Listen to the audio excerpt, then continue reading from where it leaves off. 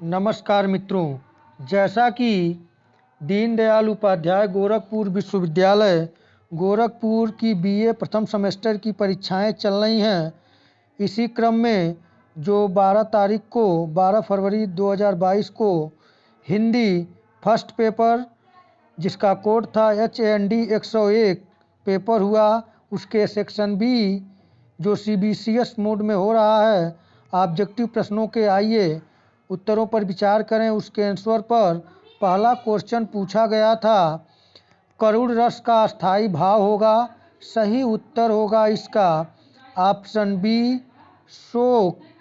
दूसरा प्रश्न पूछा गया था, निस्दिन बरसत नयन हमारे, इस पंक्ति में किस रस का वर्णन है? तो सही उत्तर यहाँ पर है ऑप्शन सी, श्रृंगार रस का। प्रश्न संख्या तीसरा पूछा गया था, छंद का नाम बताएं। नीलांबर परिधान हरित पट पर सुंदर है, सूर्य चंद्र युग मुकुट मेरवला रत्नाकर है, नदियाँ प्रेम प्रवाह फूल तारा मंडल है, बंदी जन खगवृंद शेष फन सिंहासन है। इसमें छंद का नाम बताना है, तो इसका सही उत्तर है ऑप्शन बी, अरोला छंद का उदाहरण है। आइए चौथे प्रश्न को देखें। चौथा प्रश्न पूछा गया था, निम्नलिखित में से कौन सा शब्द अलंकार है?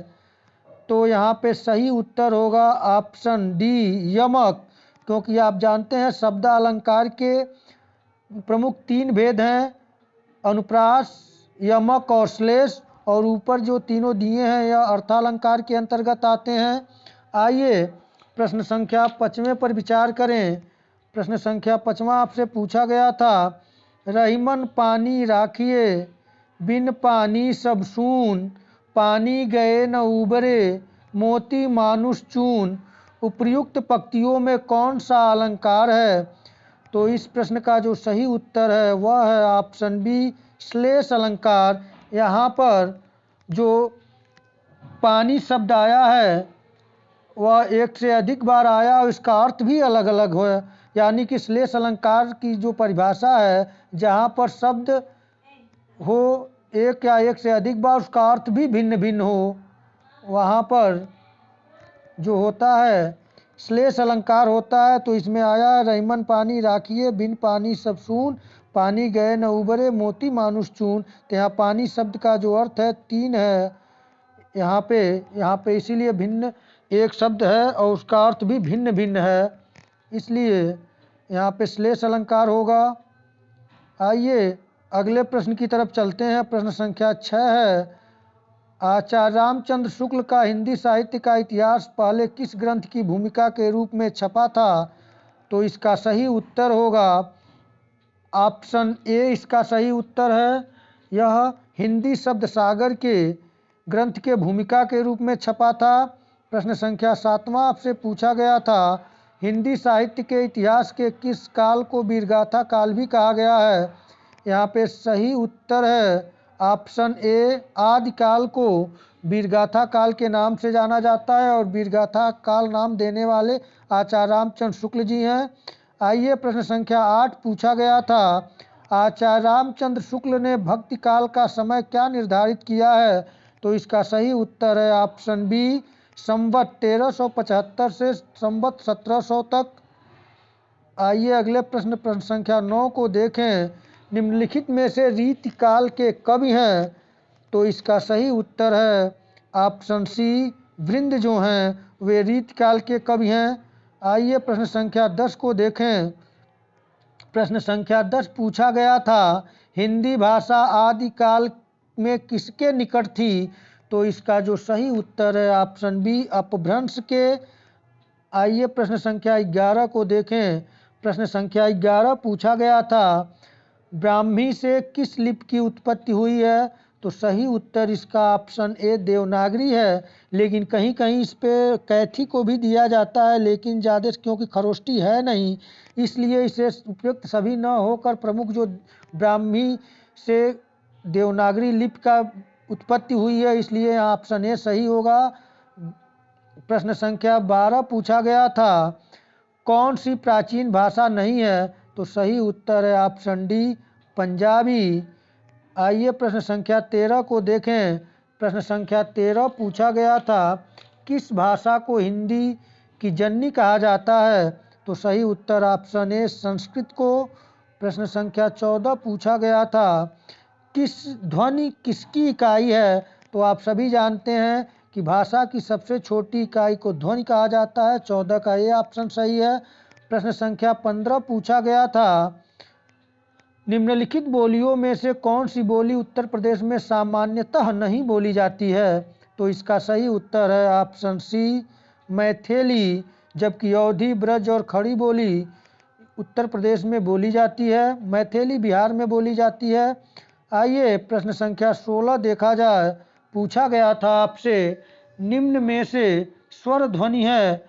तो आपको स्पष्ट ही होगा इसमें से स्वर। सही उत्तर ऑप्शन सी बड़ी ई जो दिया हुआ है यह स्वर ध्वनि है। बाकी च, ख, फ ये सब जो ध्वनियाँ हैं यह व्यंजन ध्वनियाँ हैं। आइए अगले प्रश्न को देखें। प्रश्न संख्या 17 पूछा गया था आपसे, सभी स्वर होते हैं? तो जो सभी स्वर होते हैं वे होते हैं अघोष, यानी बी ऑप्शन सही होगा। प्रश्न संख्या 18 है, प्रत्येक वर्ग का दूसरा और चौथा वर्ग क्या कहलाता है? तो इसका जो सही उत्तर है वह है आपका ऑप्शन ए महाप्राण व्यंजन। प्रश्न संख्या 19 पूछा गया था, निम्नलिखित में प्रेरणार्थक क्रिया है? तो इसका सही उत्तर ऑप्शन यह, वह सीता से पत्र लिखवाती है, यह प्रेरणार्थक क्रिया का शब्द है, एक वाला वाक्य है। आइए अगले प्रश्न को देखें। प्रश्न संख्या 20 पूछा गया था, सफ़ेद घोड़ा नहीं भागता, इस वाक्य में विशेषण शब्द कौन सा है? तो इसका जो सही उत्तर है वह है ऑप्शन ए सफ़ेद, क्योंकि घोड़े की विशेषता बता रहा है, यह विशेषण है। आइए प्रश्न संख्या 21 को देखें। पूछा गया था, इनमें क्रिया विशेषण है? जैसा कि आप सभी जानते होंगे बहुत ही आसान क्वेश्चन है। इसका सही उत्तर है ऑप्शन ए धीरे धीरे जो है वह क्रिया विशेषण है। प्रश्न संख्या 22 पूछा गया था, राम लक्ष्मण वन में गए, वाक्य भूतकाल के किस भेद का उदाहरण है? तो इसका जो सही ऑप्शन है ऑप्शन डी सामान्य भूत का। प्रश्न संख्या 23 पूछा गया था, नेता शब्द का बहुवचन बताएं ये? तो इसका सही उत्तर होगा ऑप्शन डी, क्योंकि नेता खुद बहुवचन शब्द है। नेता एक वचन और बहुवचन दोनों माना जाता है, इसलिए ऑप्शन डी सही होगा। इसमें बहुत से बच्चे कंफ्यूज हुए होंगे और नेताओं को बहुवचन मारे होंगे, लेकिन सही उत्तर ऑप्शन डी नेता है। प्रश्न संख्या 24 पूछा गया था, कवि शब्द का स्त्रीलिंग रूप क्या है? तो इसका सही उत्तर ऑप्शन बी कवयित्री है। आइए प्रश्न संख्या 25 को देखें। पूछा गया था, पुराण में इक प्रत्यय लगने पर सही शब्द रूप होगा? तो इसका सही उत्तर है ऑप्शन बी 25 का ऑप्शन बी सही है। पुराण में इक प्रत्यय लगने पर पौराणिक शब्द होगा। आइए प्रश्न संख्या 26 देखें। प्रश्न संख्या 26 पूछा गया था, अत्याधुनिक शब्द में कौन सा उपसर्ग है? सही उत्तर है 26 का ऑप्शन बी अति। प्रश्न संख्या 27 पूछा गया था, राम श्याम में कौन सा समास है? तो इसका जो सही उत्तर है वह है आपका डी ऑप्शन द्वंद्व समाज है। प्रश्न संख्या 28 पूछा गया था, इत्यादि का सही संधि विच्छेद है? तो इसका सही उत्तर है ऑप्शन डी इति प्लस आदि। आइए प्रश्न संख्या 29 को देखें। प्रश्न संख्या 29 आपसे पूछा गया था, निम्नलिखित वाक्यों में कौन सा वाक्य विराम आदि चिन्ह की दृष्टि से शुद्ध है? तो इसका जो सही उत्तर है ऑप्शन सी क्रोध, इसका सही उत्तर है ऑप्शन सी क्रोध चाहे जैसा भी हो मनुष्य को दुर्बल बनाता है, यह सही है विरामादि चिन्ह के आधार पर। आइए प्रश्न संख्या 30 को देखा जाए। प्रश्न संख्या 30 पूछा गया था, रीतिकाल को श्रृंगार काल कहा है? तो रीतिकाल को श्रृंगार काल सही उत्तर ऑप्शन बी है 30 का।